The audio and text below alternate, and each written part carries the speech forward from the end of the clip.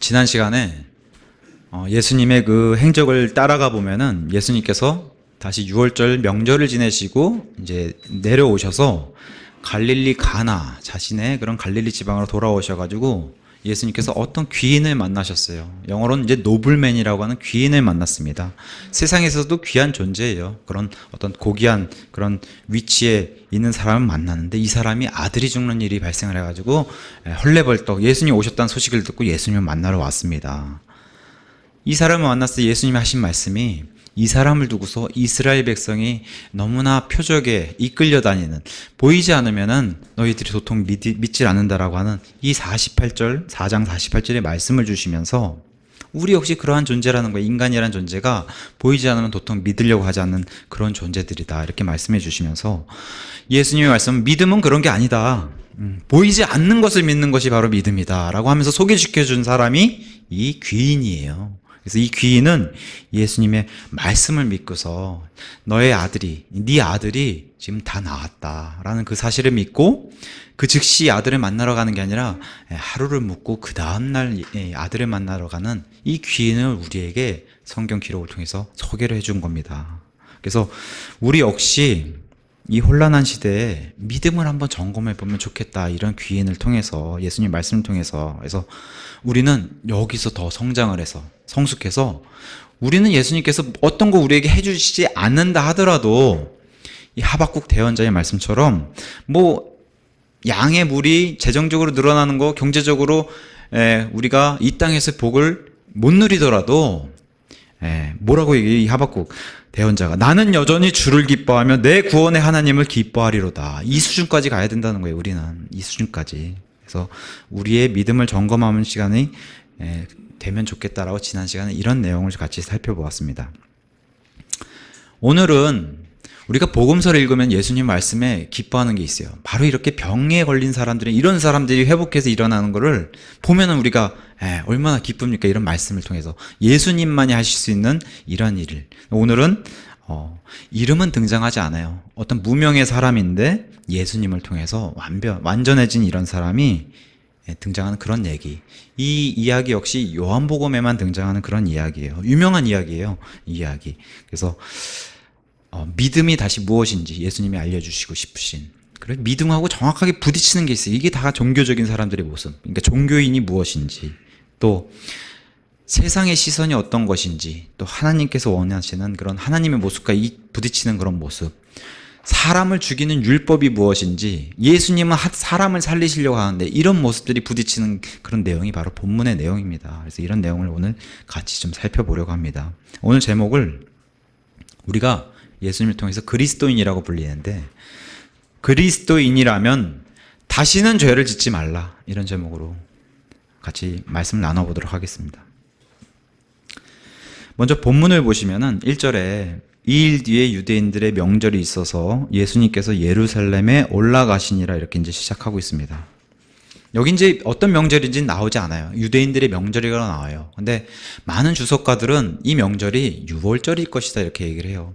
물론 이제 유대인들이 반드시 예루살렘에 와서 지낼 명절은 6월절, 또 6.25절이 포함된 그 무교절이라 불리는 6월절, 그 다음에 오순절, 장막절은 무조건 와야 되는데, 뭐 어떤 학자는 뭐 6월절 지나고 오순절이 아니겠냐, 이렇게 얘기하는 학자도 있지만 그 외에 많은 학자들이 6월절일 것이다. 왜냐하면 우리가 성전을 청소한 요한복음 2장에 나온 6월절, 그 다음에 오늘 여기 본문의 6월절, 그 다음에 나는 하늘에서 내려온 하늘의 빵이다라고 얘기하신 요한복음 6장의 오병이어의 기적의 그 6월절, 그 다음에 제자들의 발을 씻겨주면서 마지막 십자가로 가는 그 6월절까지 예수님은 이 땅에서 총 4번의 6월절을 지내시는데 아마 그 중에 2번째 6월절을 기록한 게 오늘 본문이 아니겠느냐, 이렇게 얘기하는 게 대다수의 학자의 의견입니다. 예수님이 이 땅에서 공생의 3년 반을 지내셨기 때문에 우리가 이제 보통 예수님의 생일을 추적해가지고 성경 기록에 따라서 예수님은 장막절에 태어나셨을 것이다. 그래서 만 30대 되시는 그 장막절, 이스라엘의 달력으로는 7월 달에 장막절에 공생애를 시작하시고 처음 6월절까지는 대략 한 5, 6개월 정도 시간이 있어요. 그 사이에 뭘 하세요? 40일 시험도 당하시고 제자도 뽑으시고 막 이러시면서 유월절을 성전 청소하러 오시는 그 유월절을 시작해서 마지막 십자가에 달리신 유월절까지 정확히 3년 반을 공생의 기간을 지키시는데 그러한 기간을 우리가 참고하면 좋을 것 같고, 그래서 1절에 보시면은 다시 명절을 지내기 위해서 가시는데 예루살렘으로 올라간다라고 표현이 돼 있어요. 그래서 이스라엘 모든 땅은 낮은 땅에서 이 높게 예루살렘 도시가 있는 높은 지대에 있는 예루살렘으로 올라가는 걸로 표현되어 있는데, 이런 표현 너무 멋있지 않아요? 이 예루살렘은 하늘에 진짜 있는 예루살렘은 모형으로 만들어 놓은 게 바로 이 이스라엘의 예루살렘이에요. 그러니까 예루살렘에 올라가는 이런 게 우리가 장차 가야 할 하늘의 예루살렘으로 올라가는 그 표현도 동일하게 이렇게 되는 겁니다. 업한다는 거 있고, 얼마나 멋있어요, 표현이. 예루살렘으로 올라가는, 우리 역시 이렇게 예루살렘으로 올라가야 되는 그런 존재들이에요, 우리가. 그래서 이런 고지대 형성에 있는 걸로 알려주고 있으면서 2절에 이제 예루살렘의 양시장 곁에 히브리 말로 베데스다라 하는 연못이 있는데 거기에 주랑 5개가 있더라. 먼저 이제 양시장 이렇게 등장하는데, 이 양시장은 말 그대로 양을 파는, 동물 양을 파는 그런 시장을 얘기하는 거예요. 그래서 우리가 바빌론 느부갓네살 왕으로 인해서 이 성전이 완전히 무너져가지고 포로로 잡혀갔다가 다시 와서 이제 귀환한 그 백성들이 성벽을 재건하기 시작하면서 성전을 짓는데, 그때 이제 성벽을 재건하면서 가장 먼저 지은 건축물 중에 하나가, 제일 먼저 지은 게 바로 이 양시장에, 지금 형성해 있는 양시장에 양의 문, 양들이 들락날락할 수 있는 양을 운반하는 양의 문을 처음으로 지었다고 느헤미야 3장 1절에 나와요. 그 양의 문 그 바깥에 형성되어 있는 마켓이라고 지금 오늘 본문이 얘기하는 겁니다. 성전으로 운반되는 양들이 들어가는 문이고, 그 주변에 형성된 시장, 그래서 영어로는 마켓이라고 돼 있어요. 우리 슈퍼마켓 할 때 마켓으로 돼 있어요. 그래서 왜 이런 마켓이 형성이 되냐? 먼 거리에서 오는 유대인들, 또 해외에서 오는 유대인들은 양이나 소를 가져올 수 없기 때문에 와서 여기서 사는 거예요. 근데 이게 너무 장사 소굴이 되니까 예수님이 분노를 한번 하시죠. 그래서 요한복음 2장에서 성전을 청소하는 일이 그래서 벌어지는 겁니다. 나는 율법이라는 게 사람을 원래 살리려고 만들어 주시고 주신 건데, 이게 자꾸 율법이 사람을 죽이니까 오히려 율법으로 장사를 하려고 하니까 그걸 못마땅히 여겨시가지고 나는 율법이 아니라 긍휼을 원한다고 하면서 성전 청소하시는 게 바로 그런 일입니다. 그러면서 나오는 게 이제 베데스다라고 하는 연못이 등장합니다. 번역하면은 뭐 자비. 근데 우리는 이제 천주교에서 이 자비란 용어를 쓰기 때문에 우리는 안 써요. 그래서 우리는 긍휼, 긍휼, 불쌍히 여기는, 그러니까 뜻이 불쌍하다, 긍휼하다는 뜻의 베데스라는 연못이 등장하는데, 우리가 보통 긍휼이란 단어의 정의적, 성경적 정의를 찾아보면 이렇게 되어 있어요. 죽을 수밖에 없는, 지옥불에서 죽을 수밖에 없는 그런 죄인을 불쌍히 여기시는 게 바로 긍휼이에요. 긍휼. 이 긍휼한 뜻을 가지고 있는 베데스다라는 연못이 등장하는데, 뭐 이 연못 말고라도 성전에는 뭐 우리가 잘 아는 유명한 또 연못, 나중에 또 요한복음에 등장하는 실로암 같은 그런 연못도 있으니까 성전 주변에 이런 연못들이 있구나 우리가 상상을 해볼 수 있는데, 그 중에 하나가 오늘 등장한 베데스다라는 연못이 있고, 거기에 이제 주랑이 이렇게 있어요. 주랑은 제가 일전에 설명을 드렸듯이 기둥으로, 이제 이런 성전에는 이제 우리 그리스 로마 건축물 보면 다 기둥이 높잖아요. 그래서 기둥이 쭉 이렇게 나열이 되어 있는 그런 복도 형식의 사람들이 모일 수 있는 공간을 얘기하는데, 그 주랑에 병자들이 모여 있는 거예요, 지금 병자들이. 그래서 이 주랑 말고라도 저쪽 주랑에 가보면 예수님과 또 이스라엘 백성들이 논쟁하고 말씀을 선포하는 솔로몬의 주랑이라는 곳이 있어요. 성경에 등장한, 여기도 요한복음 10장에 등장하는데, 그런 주랑에 사람들이 모이는 장소가 있고, 여기 병자들이 모여있는 이런 주랑, 여기 근처에 이제 베데스다라고 하는 연못이 있는 겁니다. 이런 걸 생각하면서 이제 3절을 가서 보시면은 이렇게 돼 있어요. 이것들 안에 허약한 자, 눈먼 자, 다리 저는 자, 몸이 오그라든 자들의 큰 무리가 이제 누워 있는 거예요. 그러니까 이런 걸 상상해 보면은 우리가 병원을 가도 싱글벙글 웃지 않잖아요. 그죠? 거기 인상 쓰고 아픈 사람들이 있는 병원에만 가도 이런데, 여기 지금 아픈 사람이 정말 어찌 보면 해외에서까지 와가지고 이렇게 모여있지 않겠습니까? 여기 이 병자들이, 지금 다 소개시켜준 병자가 허약하고 눈멀고 다리 저는 자, 이런 사람들이 그냥 쭉 누워있는 그런 모습. 모양새가 보기 좋지 않은 그런 장소에 여기 베데스다라는 연못이. 특히나 이런 몸이 아픈 사람들은, 이스라엘 백성들은 어떻게 여기냐면은 죄가 많아서 저렇게 아픈 사람들이다라고 여기는 그런 대우를 받는 사람들이 병든 자예요. 죄가 있으니까 저렇게 아픈 거겠지. 이게 이제 이스라엘 사람들의 정의의 생각 속에 박혀 있는 게. 그러니까 아무래도 여기는 이스라엘 사람들이 오기를 꺼려하는 그런 장소겠죠. 그러니까 절대 안 오는 사람들이 있을 거예요. 종교 지도자들은 이곳에 안 올 거예요. 이 사람들은 저주받은 사람들 이렇게 여기니까. 그래서 종교 지도자들 또 일반 유대인들은 여기 가까이 오지 않을 겁니다. 환자를 옮기지 않는 한은. 그러니까 환자들만 모여있는 그런 장소예요. 누워있다고 하니까 얼마나 오랜 시간 동안 자리를 펴서 그렇게 있는 것으로 우리가 알 수가 있겠어요. 그래서 3절 뒤에 가서 보시면은 이 사람들이 기다리는 게 물이 움직이는 걸 기다린다고 얘기하는 거예요. 그러면서 4절에 이는 어떤 때에 천사가 연못에 내려와 물을 휘저었고 물을 휘저은 뒤에 누구든지 먼저 들어가는 자는 무슨 병에 걸렸든지 온전하게 되었기 때문이다. 이렇게 얘기해요. 참 이상한 연못이죠. 그죠? 들어가면 병이 난다고 하니까. 천사가 내려와서 물을 휘젓는다고 얘기하고 또 누구든지 들어가면은 제일 먼저 1등만 고쳐주겠다는 거예요. 1등만. 이 사람은 무조건 낫는다는 거예요. 병이. 참 난해한 구절이에요, 이런 구절은. 근데 우리가 이제 요한복음의 요점을 쭉 이렇게 가서 살펴보면 요한복음은 예수님이 하나님이시다라는 주제예요. 계속 요한복음은. 그러면 베데스다라는 연못을 집중하지 말고 다시 초점을 예수님께 맞춰보면은 이해하기가 좀 쉬워요. 베데스다 연못이 보여주는 모습이 바로 세상적인 종교적인 모습이라는 거예요. 세상 사람들의 그런 섭리, 그 다음에 표적 보이잖아요. 이 물이 휘저어지고 거기 들어가면 낫는 유일한 한 사람, 이런 것들이 보여지는 그런 모습들이에요. 그런 모델로 베데스다를 보면은 그와 반대로 우리 예수님이 요구하시는 거는 믿음이에요. 믿음. 그걸 대척점으로 놓고 봤을 때는 이해하기가 좀 쉬울 겁니다. 여기 아무래도 베데스다 연못 진짜 가까이에 있어 바로 내가 제일 먼저 들어가야지 하고 제일 좋은 자리에 차지하고 있는 그 경쟁도 심할 거고, 여기는 물이 요동치면은 물이 움직인다 하고 난리가 나지 않겠어요? 이런 아무리 환자들이라도 그런 것들 아수라장이 될 겁니다. 저 사람을 밟고서 내가 들어가야 되는 거예요. 내가 긍휼을 얻으려면 이 사람이 못 들어가게 막고서 내가 들어가야 되는 거예요. 그런 상황이 이 베데스다라는 연못이지요. 이름이 긍휼함이 뜻을 가지고 있는데도 긍휼함은 사실은 우리가 쉽게 피부로 느끼기 힘들고, 저 사람이 못 들어가야 내가 낫는 거예요. 참 그런 이런 경쟁심, 그런 것도 요구하고 있는 그런 장소고, 유일하게 1등만 긍휼을 얻는 거예요. 1등만 병을 낫는 거예요. 그러니까 세상하고 똑같죠. 이치가. 세상도 1등을 기억하잖아요. 세상도. 마치 복권과 같은 그런 운을 기대하는 거예요. 가서 여기 앉아있는 수많은 사람들이 어떻게 되겠지라는 마음으로 다 가서 앉아있지 않겠어요? 거기 근처 가서. 그리고 나 스스로 구원을 좀 가져보자, 내가 스스로 구원을 해보자, 그런 사람들의 마음이 있어요. 내가 무조건 1등으로 들어가면 내가 구원받는다는 그런 마음도 들어가 있는 거예요. 이 사람들에게. 소망이 어때요? 연못만 바라보고 있는 거예요. 연못만 바라보고. 요동치는 것을 듣든지 보든지 하고 거기만 집중하고 있고, 이게 종교적인 모습이라는 거예요.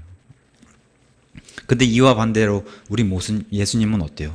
우리 예수님이 긍휼은 무한하신 분이신데 믿음만 요구한다는 거, 이거랑 아주 차원이 다른 그런 것을 보여주신 게 바로 예수님이신데, 그런 면에서 좀 생각하시면 좀 이해가 쉬울 거예요. 이 베데스다라는 연못을 비해서. 그러면서 5절과 6절에 이렇게 얘기해요. 거기 38년 동안 병약함을 지닌 어떤 사람이 있더라. 예수님께서 그가 누운 것을 보실 때에 그가 이제 그런 상태로 오랫동안 있는 줄을 아셨고, 그에게 이르시되 내가 운전하게 되고자 하느냐, 이렇게 이제 물어보시는 거예요. 예수님이.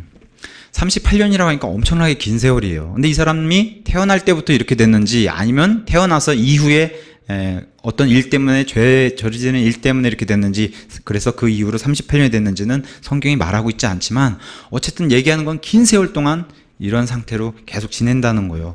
소망이 없는 사람으로 이렇게 살았다는 그런 걸 보여주는 거예요. 근데 이 사람의 모든 것을 이미 다 알고 계세요. 예수님은 다 아시는 분이세요. 예수님은 전능하신 분이기 때문에, 전지하신 분이기 때문에 다 알고 이 사람에게 나타나셨는데, 우리가 요한복음 2장 24절과 25절에 가서 보시면 예수님은 사람의 속을 다 아세요. 들여다보시고.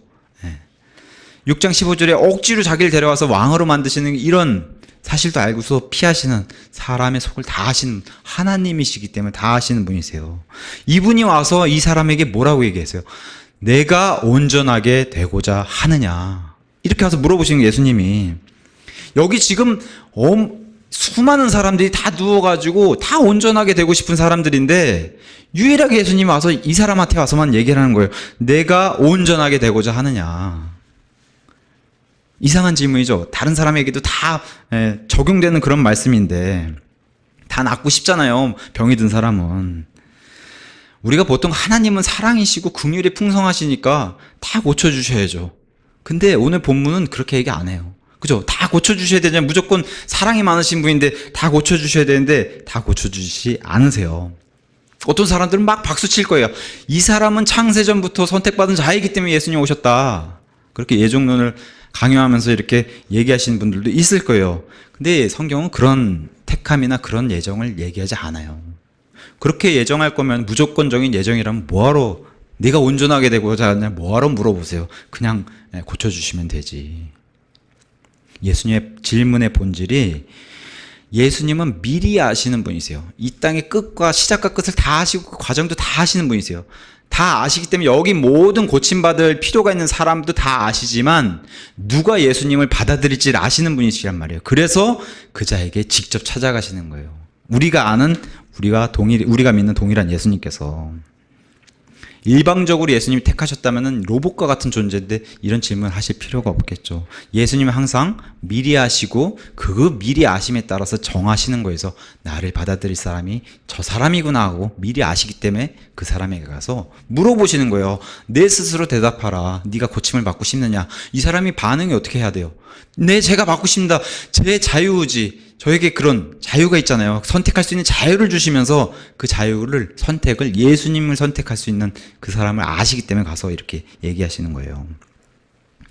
예수님은 항상 오늘 본문에도 보여주셨다시피 예수님을 필요로 하는 사람에게 찾아가시는 거예요.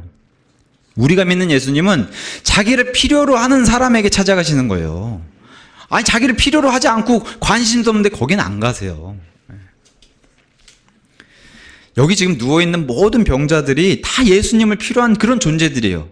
우리가 흔히 얘기하는 죄인들이기 때문에. 근데 모두가 예수님을 원하지 않는다는 거예요. 유일하게 원하는 사람이 이 사람의 마음을 들여다보시고 그 사람이 가시는 겁니다. 이미 아시기 때문에 우리가 먼저 가는 것 같지만 늘 예수님이 먼저 이렇게 와 계시는 거예요. 네. 그리고 또 와서 어떻게 하세요? 개인적으로 인격적으로 1대1로 상관하시는 분이시라는 거예요. 예수님이 알려주시는 게 오늘 본문을 통해서 7절에 이 병든 사람이 하소연을 하죠. 예수님께 이렇게 그 허약한 사람이 그분께 대답하되 선생님이여 물을 휘저을 때에 나를 연못에 넣어주는 사람이 없어 내가 가는 동안 다른 사람이 나보다 먼저 내려가나이다. 이렇게 얘기를 해요. 이 사람은 분명히 온전하게 되고자 하느냐 그 질문을 받았을 때 네라는 대답도 분명히 하셨을 거예요. 했을 거예요, 이 사람은. 근데 그 대답보다도 이 대답을 기록해 주셨어요, 우리에게. 왜 그래요? 이 이유가 평생 해보니까 자기가 지금 38년 동안 이 일을 당하다 보니까 자기 힘으로 나을 수 있는 이런 일은 불가능하다는 것을 지금 예수님 앞에 고백하는 거예요. 비참한 상황을 자기의 사정을 아뢰는 겁니다. 그 고백으로. 저와 여러분도 여기랑 별반 다르지 않아요. 우리 힘으로 할 수가 없기 때문에 그 요점을 얘기하는 것 중에 이 본문이 말하는 게 그 요점입니다. 우리 힘으로는 할 수 없다는 걸 인정하라는 거예요. 본문이 얘기하는 게. 그랬더니 예수님이 대답하시는 게 이거잖아요. 8절에 예수님께서 그에게 이르시되 일어나 내 자리를 들고 걸어가라 하시니 그 사람이 곧 온전하게 되어 자기 자리를 들고 걸어가니라. 이게 하나님의 역사고 예수님이 이런 분이시라는 거예요. 이런 거 들으면 정말 힘이 나지 않습니까? 이 사람이 일어서서 걸었다고 하는 게. 근데 이걸 쪼개서 보시면은 먼저 일어나라고 얘기하신 거예요. 영어로도 다 쪼개져 돼 있어요. 일어나라. 그 다음에 내 자리를 들어라. 그 다음에 걸어가라. 이렇게 돼 있어요. 영어로도. 아마 모르긴 몰라도 예수님이 여기 병든 사람들 다 들리게 크게 얘기하셨다고 생각은 안 듭니다. 여기 막 엄청나게 소동이 날 거 아니에요. 일어나라 했는데 이 사람이 일어나면 여기 그런 기록은 없는 걸로 봐서 여기 있는 모든 사람이 듣기에 그렇게, 물론 이 사람에게 마음을 때리는 천둥과도 같은 소리겠죠. 하나님의 말씀이니까 이 권능이 이 사람이 이렇게 세웠기 때문에. 다만 이 사람을 그렇게 큰 소리로 얘기했을 거라 생각은 안 듭니다. 왜냐면 예수님은 이렇게 조용히 얘기하셔도 이 사람이 이렇게 세우실 수 있는 그런 분이니까. 그래서 일어나라, 내 자리를 들고 걸어가라, 이 개인적으로 들릴 정도로 얘기하셔도 이 사람은 일어나게 돼 있습니다. 그렇게 말씀하셨을 것 같아요. 그랬더니 무슨 일이 벌어져요?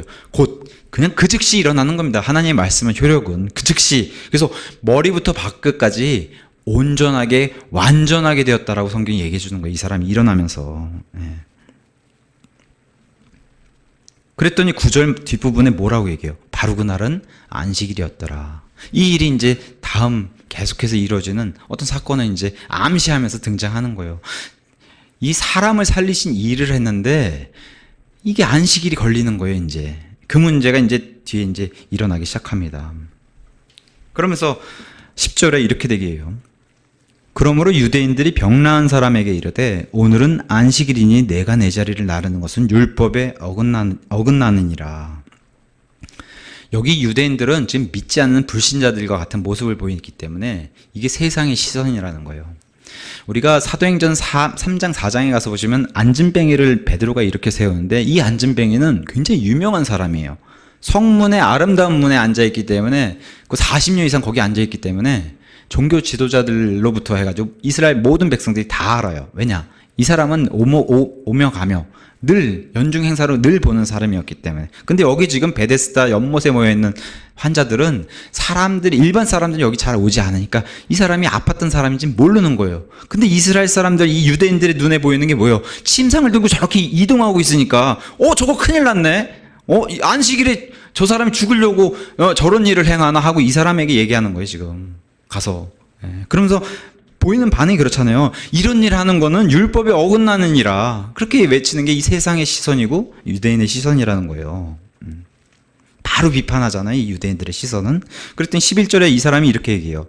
그가 그들에게 응답하되 나를 온전하게 하신 분, 바로 그분께서 내게 내 자리를 들고 걸어가라 하셨느니라 하니, 이렇게 이제 이 사람이 얘기를 해요. 지금 38년 만에 얼마나 기쁘겠어요. 이 사람의 입장에서 38년 만에 지금 누워있고 어떻게든 소망 없이 살면서 옆문만 바라보고 살던 사람이 예수님을 만나서 그냥 온전하게 돼서 일어나니까, 지금 비슷한 맥락으로 보면 사도행전 3장에 막 꽁충꽁충 뛰잖아요. 그 사람이 안진뱅이에 일어서니까. 그런 사람이 이 사람도 동일한 모습을 보였을 거예요. 그렇게 기뻐서 자기 침상을 들고 막 이렇게 얼마나 기쁘겠어요, 이 사람이. 그러고 가는데 이제 여기다 대고 얘기하니까 나를 온전하게 하신 분께서 이렇게 명령하시니까 얼마나 담대하고 그 다음에 담백해요. 그리고 명백하게 예수님의 명령을 그냥 따르는 거예요. 토 안 달고. 들고 가라 하신 분께서 그렇게, 나를 온전하게 하신 분께서 그렇게 하라고 하셨으니 내가 그냥 들고 갈 뿐이다. 이렇게 이제 간증 아닌 간증을 하잖아요, 이 사람이. 예수님의 증언을 하고. 이 사람이 얼마나 기뻤는지 예수님이 누구신지도 정확하게 몰라요. 그죠? 그 모습을 보이죠. 누구신지 모르니까 나를 온전하게 하신 분이라고 이렇게 소개를 해요. 13절에도 동일하게 얘기해요. 병 고침을 받은 사람은 그분이 누구인지 알지 못했으니 이는 그곳에 무리가 있으므로 예수님께서 이미 자리를 옮기셨기 때문이라. 옮긴 이유는 소동이 나는 걸 원치 않으신 거예요, 예수님이. 그래서 바로 자리를 옮기셨는데 이 사람이 예수님이 누구신지 몰라요. 하지만 자기를 이렇게 세워주신 분은, 이 사람은 알죠. 자기를 구원해 주신 그런 분은 이 사람은 모를 수가 없잖아요. 이 사람의 고백은. 그래서 그걸 이 사람이 이제 전하면서 예수님이 바로 그런 분이시다. 온전하게 하는 분이시다. 나를 일어나라고 하신 분이, 나를 온전하게 하신 분, 그분이시다. 일어나라 하신 분, 그 일어나라가 나를 온전하게 하는 그 일이라고 이제 본문이 얘기하는 겁니다. 그분을 증언하고 명령을 따르고 있는 모습을 보여줘요. 얼마나 단순하게 믿어요. 아이처럼. 그분이 그렇게 하라고 그랬으니까 내가 지킬 뿐입니다. 이러고 얼마나 단순하게 믿어요, 이 사람이. 그래서 고린도전서 14장 20절에 사도 바울은 성과 악을 너희가 놓고 악한 일에는 아이가 되라, 이렇게 얘기해요. 악한 일, 제 딸한테 뭐가 이렇게 하다못해 뭐 무서운 것만 봐도 제 딸은 막 무서워해요. 싫다고 끄라고 막 그러고. 그죠? 어떤 무서운 게 화면이 막 나오고 이러면은. 그게 바로 악한 일에는 아이가 되는 거예요. 치워버리는 거. 근데 사람은 저게 악한지 아닌지, 어른이 오히려 그거를 단순하면서 떠나서 이게 자꾸 멀어지니까 악한 건지 선한 건지 흐려지는 이런 모습을 보이는데, 악한 일, 성과 악에서는 아이가 될지라도 또한 이해하는 일에선 너희가 어른처럼 행동해라, 이렇게 이제 고린도전서 14장 20절에 말씀해 주는데, 이런 모습 보인 게 바로 이런 오늘 병고침을 받은 이런 사람이라는 거예요. 근데 여전히 유대인들의 관심은 12절처럼 이에 그들이 그에게 묻되 내게 내 자리를 들고 걸어가라 한 사람이 도대체 누구냐, 이렇게 물어보는데, 앞에 11절에 나를 온전하게 하신 분이 계시다라고 얘기했는데 그걸 다 빼잖아요. 빼요. 다 빼고 그냥 너한테 그렇게 내 자리를 들고 가라 하신 분이 누구냐, 앞에 온전한 건 관심이 없어요, 이 사람들은. 그죠? 관심이 없고 보이는 것은 너한테 그 율법을 어기라고 한 사람이 누구냐 이렇게 던지는 거예요. 지금 세상의 시선이 이런 거라고 지금 얘기를 하는 겁니다. 본문이 우리에게. 그러면서 14절에 예수님이 다시 이 사람을 만나죠. 14절에. 그 뒤에 예수님께서 성전에서 그를 만나 그에게 이르시되 보라 내가 온전하게 되었으니 더 심한 것이 내게 생기지 않도록 다시는 죄를 짓지 말라라고 얘기하세요. 예수님이. 그 후에. 그러니까 우리가 이제 6월절을 만약에 지내러 왔다면 6월절 명절 기간이 기니까 그 기간 안에 아마 예수님이 다시 성전에 머무르면서 말씀도 선포하시고 이러시면서 다시 만난 게 아닌가 이렇게 이제 생각해 볼 수 있는데 성전에서 다시 재회했다는 거예요. 참 의미심장해요. 그러면서 예수님이 본인을 계시해 주셔야 내가 누군가 나란 존재 나 예수란 존재를 알려주세요. 우리도 동일하게 그렇게 알려주신 분이신데 더 알게 됐다는 거예요. 이 구원받은 사람이 이 병고침으로 온전하게 된 사람이 예수님이 누구신지 더 알게 되는 거예요. 예수님을 만나게 되면 이러한 일이 우리 인생에도 나와야 되는 거. 시간이 지나면 지날수록 예수님이 더 누구신지를 알게 되는 그런 일이 우리 인생에도 일어나야 되는 거예요. 성도라면은. 온전하게 된 자가 지금 얼마나 좋겠어요. 뭐 어떤 주석가는 그렇게 얘기하더라고요. 아니 여행을 가고 싶은 데가 얼마나 많겠어요. 그죠? 이 몸이 불편했던 사람이. 근데 그런데 눈을 돌리지 않았다는 거예요. 어디로 와요 다시? 성전으로 와요 이 사람이. 이게 성도의 자세라는 거예요. 오니까 예수님을 만나잖아요. 이게 성도의 자세라는 거예요. 예수님이 다시 말씀하세요. 명령을 하세요. 더 심한 것이 생기지 않도록 다시는 죄를 짓지 말라. 엄청나게 무서운 명령이면서 엄청나게 엄중한 경고예요. 영어로는 간단하게 sin, 죄. sin no more. 더 이상 안 된다는 거예요, 죄는. 예수님이 이 죄를 너무 미워하시기 때문에 더 이상 안 된다는 거예요. 죄를 짓지 말라고 얘기하시는 거예요. 엄중한 경고의 명령. 만약에 이 사람에게 더 심한 게 생긴다고 한다면 뭐가 있겠어요? 그 전 상태보다 눈까지 멀면은 이런 게 더 심한 상태 아니겠어요? 이 사람에게는. 이런 상태가 되지 않도록 조심하라. 다시는 죄를 짓지 말고 나와 같은 이제 네가 자리가 일로 옮겨졌으면은 나와 같이 죄를 미워하는 사람이 되라고 다시는 죄를 짓지 말라고 예수님 말씀하시는 거죠. 이 엄청난 경고를 명령으로 주고 계세요. 이렇게 명령을 받은 사람의 자세가 주눅이 들지 않아요. 15절 16절 가서 보시면은 이렇게 돼요. 그 사람이 떠나가서 이제 예수님을 더 알았어요. 떠나가서 유대인들에게 자기를 온전하게 하신 분이 이분이 예수님이시다 이렇게 이제 말하기 시작했고, 반대로 이 말을 듣기 싫어한 사람은 16절에 그러므로 유대인들이 알았잖아요. 유대인들도 그분이 예수님이라는 사실을. 예수님을 핍박하며 죽이고자 하는 이런 사람도 이제 점점 증가하는 거예요. 그래서 핍박하며 죽이고자 하니 이는 그분께서 안식일에 이 일들을 행하셨기 때문이라. 어떤 사람은 온전하게 하신 그 부분을 집중한 사람도 있는 반면에 어떤 사람은 누가 저 일을 시켰냐, 그 일을 시킨 사람이 예수라고 그 일에만 집중하는 이런 사람들이 생겼다고 우리에게 이제 얘기를 해주는 겁니다. 예수님의 증인, 이 사람은 이제 성도예요. 지금은 따지면 그리스도인이란 말이에요. 그런 사람이 입장하고, 지금 유대인들, 이걸 반대로 바라보는 유대인들은 종교인의 모습을 보여주는 거예요. 종교가 이거 안 하면 큰일 나는데 그걸 했기 때문에 그게 지금 정면으로 부딪히는 이런 모습을 보여주고 있는 겁니다. 여기 이제 문제가 되는 계속 안식일이 등장하는데, 하나님이 이 하나님의 완전한 법인 율법을 이스라엘에 주실 때는 이거 다 사람을 살리려고 주시는 법인데, 이 법이 오히려 그 안식일은 너희가 쉬어라라고 주신 법이잖아요. 안식일 자체가 쉬어라, 6일 동안 고생했으니까 쉬어라라고 주신 법인데 오히려 그 법이 사람을 죽이는 법이 된 거예요. 이게 종교인의 모습이고 세상의 모습이라고 해서 경고를 주시는데 너무 안타까운 일이죠. 출애굽기 20장에 시내산에서 주신 명령 중 가운데 4계명이에요. 4계명.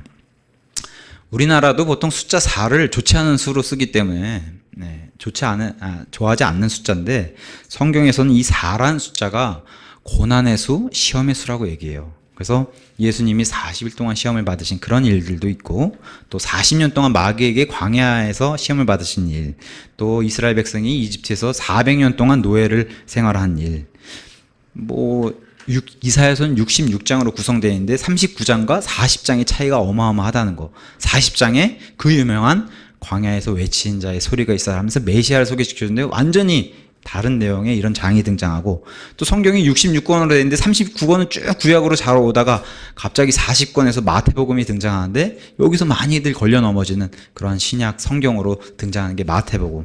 어쨌든 이런 44, 400 이런 고난의 수로 이제 성경이 등장하는데, 묘하게도 이 10계명의 4계명이 우리에게도 참 이런 걸려 넘어지는 그런 계명이 돼버린 거예요. 이 안식일이 등장하는 이 계명으로. 이 안식일을 어겼다는 이유로 이때부터 까닭 없이, 아무 이유 없이 예수님이 유대인 형제들로부터 이제 미움을 받기 시작합니다. 그래서 이런 정죄받은 사람의 특징을 성경은 뭐라고 얘기해요? 어둠을 사랑하고 빛을 미워하고 또 빛으로 나오지 않는 그런 사람이라고 이제 요한복음 3장에도 기록해 주고 있는데, 이런 일들이 이제 앞으로 지속되면서 이 일이 이제 십자가에 달리신 일까지 가게 되는 겁니다. 우리가 이제 성경을 이제 1차적인 의미로 중요하게 보는 지금 1차적인 의미로 이제 이 본문을 살펴봤는데, 어떤 사람이 지금 하나님이 여기 있는 이스라엘 사람에게 편지를 보내세요. 그 10계명을 그런 의미로 먼저 생각해야 되고, 그 다음에 그것을 제가 옆에서 지켜보고 있습니다. 왜냐하면 내가 믿는 하나님도 동일한 하나님이기 때문에 이 하나님과 이스라엘 관계를 쭉 편지 주고받고 대화를 주고받은 모습을 옆에서 살펴보면서, 하나님이 이런 분이시고 이스라엘의 이런 모습은 사랑하시고 이런 모습은 미워하시는구나, 이렇게 살펴봐야 되는데, 그 편지가 아니야 나한테 주신 편지야라고 믿으면 이게 문제가 되는 거예요. 나한테도 안식일 지켜라고 하셨어, 이렇게 되면 문제가 되는 거예요. 그래서 1차적으로 수신자가 누군지, 이 신약 편지도 사도 바울의 1차적인 수신자가 누군지 그 의미를 먼저 살펴보고 그 다음에 2차적으로 나한테 적용해야 되는 거예요.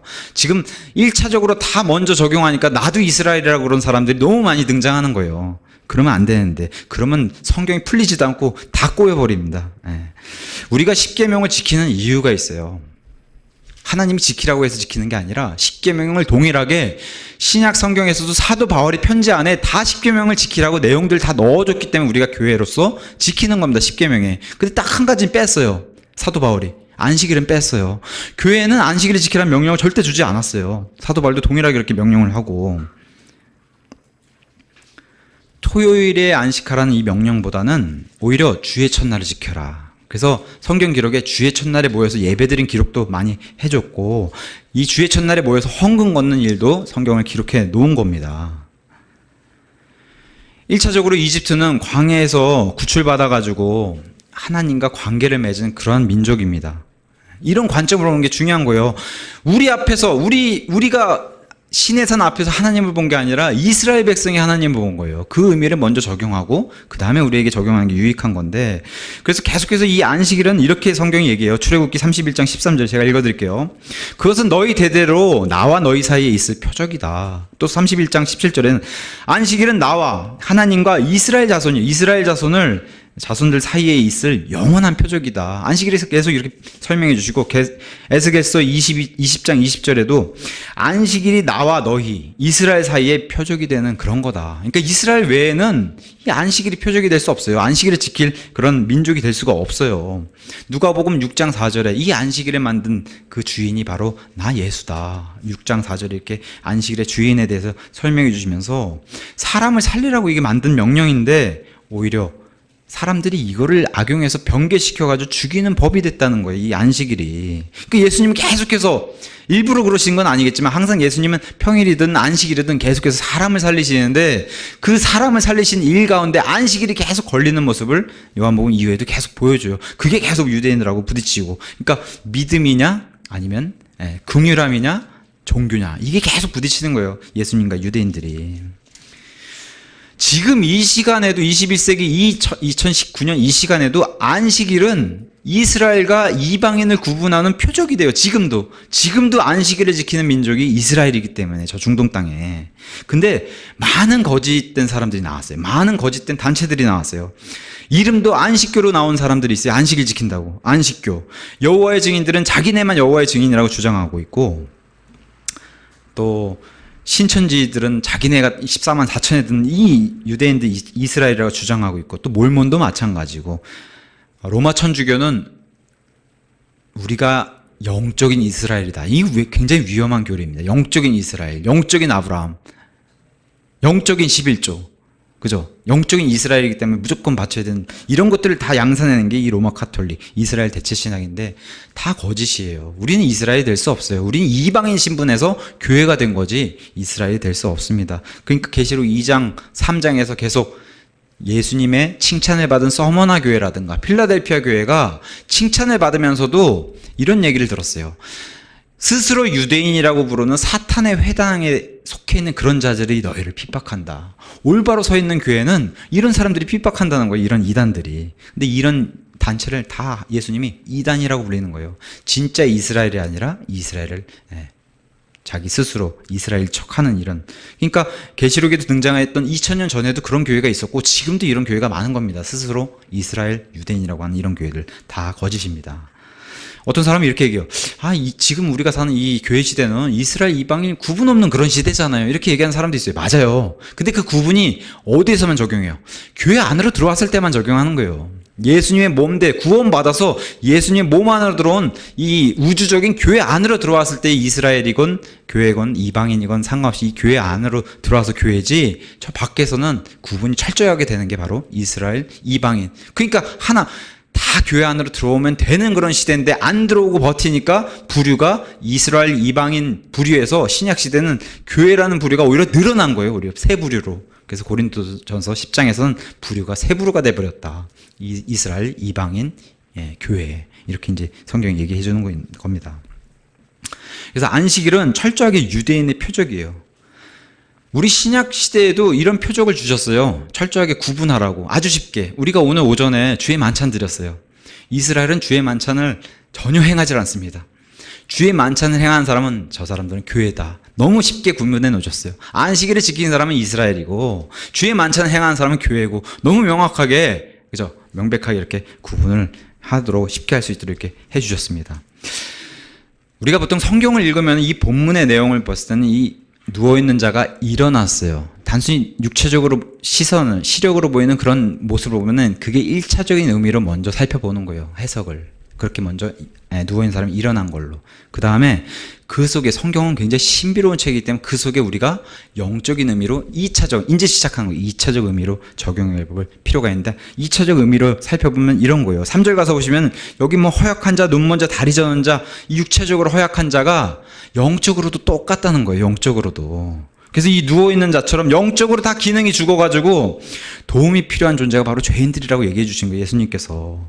우리 역시 예전에는 에베소서 2장 1절처럼 범법과 죄들 가운데서 죽어있던 존재들이었다. 우리가 거기서 일어났다는 거예요. 우리가 그런 존재라고 얘기해 주고 있고, 특히나 이제 눈먼 자 같은 경우를 예로 들면은 우리가 유명한 눈먼 자가 눈먼 자 끌고 가면 둘 다 물에 빠져 죽는 거, 그 유명한 얘기도 해주신 거예요. 그렇게 세상은 그렇게 되고 여기도 마찬가지 아니에요. 그런 사람들 영적으로도 똑같다는 거예요. 근데 그런 사람들이 보통 얘기하는 게 여기 똑같이 내 힘으로 나를 구원해 봐야지, 내 영혼도 내 힘으로 해봐야지, 죽으면 모든 게 다 끝나고 편히 쉬는 거겠지. 세상에서 외치는 게 이런 얘기들이잖아요. 착하게 살면 천국 가겠지, 그냥 아무 생각 없이 뭐 어떻게 되겠지. 여기 지금 누워있는 사람들하고 똑같은 거, 영적으로도 세상 사람들이 그렇게 생각하는 그런 사람들에게 예수님이 정확히 날리시잖아요. 안 된다고.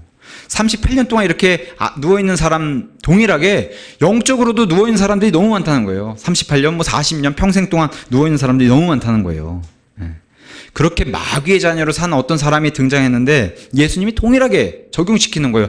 네가 온전하게 되고자 하느냐. 영적으로 똑같은 거예요. 영혼도 역시 온전하게 되고자 하느냐. 바꿔서 얘기하면 구원받고자 하느냐. 이렇게 예수님 물어보시는 거예요.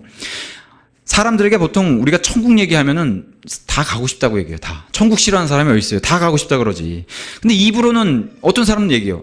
입으로는 지옥 가고 싶다고, 지옥 가도 괜찮다고 얘기하는 사람들도 있어요. 입으로 자기가 떠들기는. 근데 어떻게 마음속 들여다보면 천국 싫어하는 사람 없고 지옥 가고 싶어하는 사람 없을 거예요. 근데 천국 가려면은 반드시 예수님을 믿어야 한다 그러면 벌써 그때부터 설레설레 흔들잖아요, 고개를.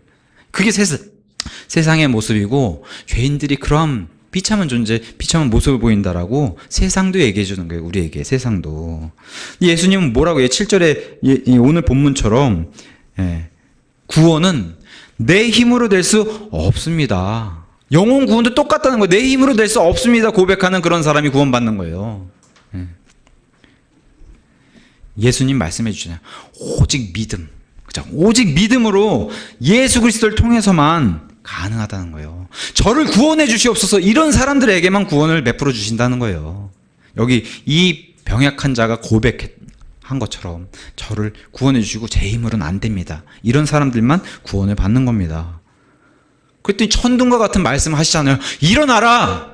그게 예수님의 구원이 이루어지는 거예요. 하나님의 역사가.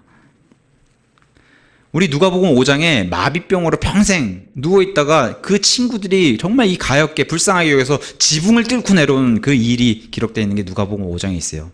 자긴 마비병 고치러 왔는데, 친구들도 그렇게 내려왔는데 예수님이 이 사람에게 뭐라고 얘기하냐면 너의 죄들이 용서받았다, 이렇게 얘기해요. 마비병 고치러 왔는데 영원히 구원받았다, 이렇게 얘기하세요. 오늘 동일하게 이 사람들에게도 그게 적용이 되는 거예요. 이 병약한 자가 일어선 게 육체만 일어선 것이 아니라 영혼까지 구원받았다, 일어서라, 이게 구원받은 자의 그 특징이고, 이 사람이 예수님 증언하잖아요. 이 일을 1차 적용과 2차 적용으로 우리에게 성경 말씀이 얘기해 주는 겁니다. 일어나 내 자리를 두고 내 집으로 가라, 이 명령을 받은 겁니다, 이 사람이. 그래서 그 즉시 이 사람이 머리부터 발끝까지 온전하게 완전하게 돼서 구원받은 이 일을 오늘 본문에서 알려주는 겁니다. 일어나라 하시고 참 무슨 얘기를 해주시냐면 내 자리를 내가 들고 걸어가라 하세요. 우리가 이렇게 세운 사람이 있으면은 이것도 챙겨서 자 이것도 받으시고 이렇게 해서 챙겨줄 것 같은데, 전혀 네 자리를 네가 들고 걸어가라. 정리하는 일이 반드시 필요하다고 얘기하는 거예요. 본인의 스스로 구원을 받았으면 일어나는 걸 내가 이렇게 세워줬으니까 이제부터는 너가 침상을 정리하고 걸어가라. 영혼 구원으로 따져봤을 때 성화의 단계를 예수님이 얘기하세요. 성화의 단계. 지금까지 잘못 산 인생도 돌아보고 정리를 하고 세상과 반대되는 하나님을 향한 삶을 살아라는 거예요. 지금 예수님 말씀이. 제가 한번 예를 들어볼게요. 빚을 잔뜩 진 사람이 있어요, 세상에서. 근데 이 사람이 갑자기 구원받았다고 하늘에서 돈 떨어지는 게 아니라고 얘기하는 거예요. 제가 이제부터 하나님께 기대어서 이 빚을 갚아 나가겠습니다. 바르게 살겠습니다. 도와주시옵소서. 이렇게 살아야 된다는 거예요. 구원받은 사람은. 어떤 사람들은 남에게 바라기만 해요. 자기는 안 돌아보고. 성도는 이러면 안 된다는 거예요. 내 모습을 먼저 살펴보고 남을 더 높게 여기는, 그런 형제를 더 높게 여기는, 그리스도인이라면 매너도 있어야 되고 예의도 있어야 되고, 바로 그런 성화의 삶을 예수님이 요구하시는 거예요. 내 침상을 정리하고 걸어가라. 이제는 나와 동행해서. 성경의 예를 찾아보면 이런 많은 예들이 있어요. 누가복음 19장에 우리가 유명하게 잘 아는 삭개오라는 인물이 등장합니다. 삭개오가 구원받고 나니까 이렇게 얘기해요. 재물의 절반을 가난한 자에게 나눠주기 시작하고 거짓 고소로 번 돈을 다 나눠주고, 내가 만약에 다시 거짓 고소로 벌게 되면은 4배로 갚겠다라고 이렇게 장담하고 예수님 앞에서 그렇게 고백하는 이런 사람도 등장하고 있고, 침례자 요한에게 회개 침례를 받는 사람들이 와서 구원받으니까 이제 어떻게 해야 됩니까? 물어봤을 때 침례자 요한이 이렇게 대답을 해요. 옷이 2벌 있는 사람은 가난한 사람에게 나눠주고, 정해진 것 이상으로 욕심부려서 돈을 벌지 말고, 또한 거짓말하지 말아라. 거짓 고소로 해서 남을 이렇게 누르는 이런 거 하지 말아라. 이게 바로 구원받은 사람의 특징이 나타나는 이런 행동들이라고 이렇게 얘기를 해주는 겁니다. 걸어가라. 예수님과 함께. 이게 성화의 삶이라고 예수님이 명령해 주시는 거예요. 그랬더니 일어난 이 허약한 사람처럼 11절과 15절에 그리스도인의 삶이 예수님의 명령을 증언해요. 나 예수님께 구원받은 사람이다. 이런 예수님을 증언하고 그분의 명령대로 그냥 담백하게 살잖아요, 이 사람이. 우리가 그렇게 살아야 되는. 우리를 온전하게 해주신 분이 바로 이 동일한 예수님이시니까. 제가 그 말씀인 성경 말씀에 따라 그렇게 살고 싶은 그런 사람입니다. 여기 형제 자매들에게만 외치는 게 아니라 세상에 가서도 그렇게 외치라는 거예요. 여기 종교인들 앞에서 이 사람이 했던 모습처럼. 세상의 시선 동일해요, 여기 유대인들하고. 우리 구원에 관심이 없다고 얘기해요, 세상 사람들에게 얘기하면은. 근데 어떻게 해요? 우리가 드러내서 보여주는 모습은 지켜보고 있다는 거예요, 세상 사람들이.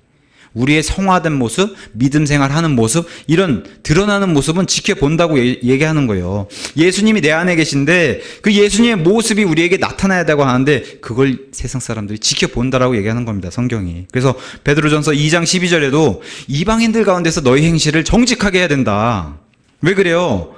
이방인들을, 안 믿는 불신자들은 우리 보고 맨날 저 사람들이 악한 사람들, 저 사람들 정말 못 쓸 사람들, 개독교 이렇게 얘기하는데, 이렇게 얘기하다가도 우리의 행실을 보면, 특히 뭐 말씀을 일부러 가서 전하지 않더라도 우리의 행동만으로도, 우리 주변의 가족들만 생각해 보세요. 우리의 행동만으로도 그 행동이 사람을 변화시켜서 예수님께로 이끌 수 있다는 거예요.